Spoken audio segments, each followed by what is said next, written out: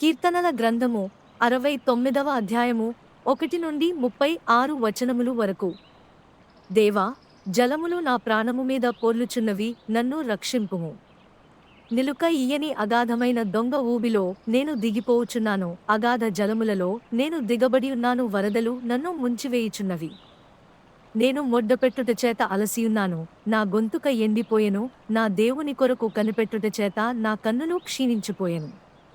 నిర్నిమిత్తముగా నా మీద పగపట్టువారు నా తల వెండ్రుకల కంటే విస్తారముగా ఉన్నారు. అబద్ధమును బట్టి నాకు శత్రువులై నన్ను సంహరింప గోరువారు అనేకులు. నేను దోచుకొనని దానిని నేను ఇచ్చుకొనవలసి వచ్చెను. దేవా, నా బుద్ధిహీనత నీకు తెలిసేయున్నది. నా అపరాధములు నీకు మరుగైనవి కావు. ప్రభువా, సైన్యములకధిపతివగు యెహోవా, నీ కొరకు కనిపెట్టుకునివారికి నా వలన సిగ్గు కలుగ నీయకుము. ఇశ్రాయేలు దేవా, నిన్ను వెదకువారిని నా వలన అవమానము నొంద నీయకుము. నీ నిమిత్తము నేను నిందనొందనవాడనైతిని. నీ నిమిత్తము సిగ్గు నా ముఖమును కప్పెను. నా సహోదరులకు నేను అన్యుడనైతిని. నా తల్లి కుమారులకు పరుడనైతిని. నీ ఇంటిని గూర్చిన ఆసక్తి నన్ను భక్షించియున్నది. నిన్ను నిందించిన వారి నిందలు నా మీద పడియున్నవి.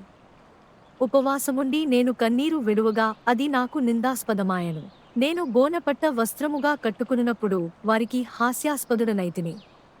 గుమ్మములలో కూర్చుండువారు నన్ను గూర్చి మాటలాడుకొందురు. త్రాగుబోతులు నన్ను గూర్చి పాటలు పాడుదురు. యెహోవా, అనుకూల సమయమున నేను నిన్ను ప్రార్థించుచున్నాను. దేవా, నీ కృపాబాహుల్యమును బట్టి నీ రక్షణ సత్యమును బట్టి నాకుత్తరమిమ్ము. నేను దిగిపోకుండా ఊబిలో నుండి నన్ను తప్పించుము. నా పగవారి చేతిలో నుండి అగాధజలములలో నుండి నన్ను తప్పించుము. నీటివరదలు నన్ను ముంచనీయకుము. అగాధ సముద్రమో నన్ను మింగనీయకుము. గుంట నన్ను మింగనీయకుము. యెహోవా, నీ కృప ఉత్తమత్వమును బట్టి నాకు ఉత్తరమిమ్ము. నీ వాత్సల్య బాహుల్యతను బట్టి నా తట్టు తిరుగుము. నీ సేవకునికి విముఖుడవై యుండకుము. నేను ఇబ్బందిలోనున్నాను, త్వరగా నాకు ఉత్తరమిమ్ము. నా యొద్దకు సమీపించి నన్ను విమోచింపుము. నా శత్రువులను చూచి నన్ను విడిపింపుము. నిందయు సిగ్గును అవమానమును నాకు కలిగెనని నీకు తెలిసియున్నది. నా విరోధులందరూ నీకు కనబడుచున్నారు. నిందకు నా హృదయము బద్దలాయెను. నేను బహుగా కృశించియున్నాను. కరుణించువారి కొరకు కనిపెట్టుకొంటిని గాని ఎవరునూ లేకపోయిరి. ఓదార్చువారి కొరకు కనిపెట్టుకొంటిని గాని ఎవరునూ కానరారేరి. వారు చేదును నాకు ఆహారముగా పెట్టిరి. నాకు దప్పియైనప్పుడు చిరకను త్రాగనిచ్చిరి. వారి భోజనము వారికి ఉరిగా నుండునుగాక. వారు నిర్భయులై యున్నప్పుడు అది వారికి ఉరిగా నుండునుగాక.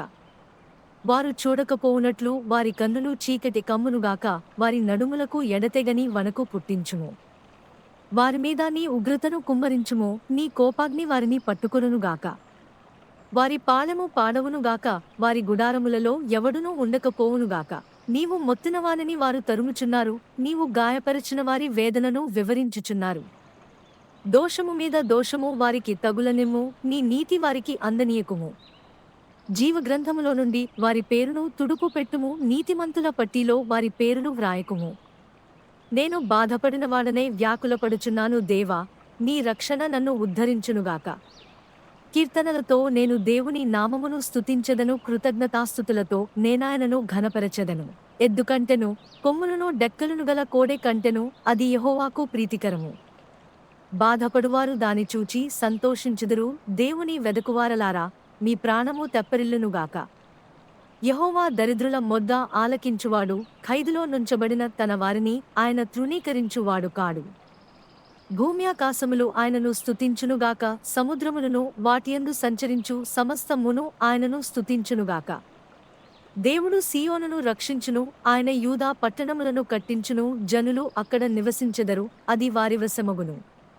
ఆయన సేవకుల సంతానము దానిని స్వతంత్రించుకొనును. ఆయన నామమును ప్రేమించువారు అందులో నివసించెదరు.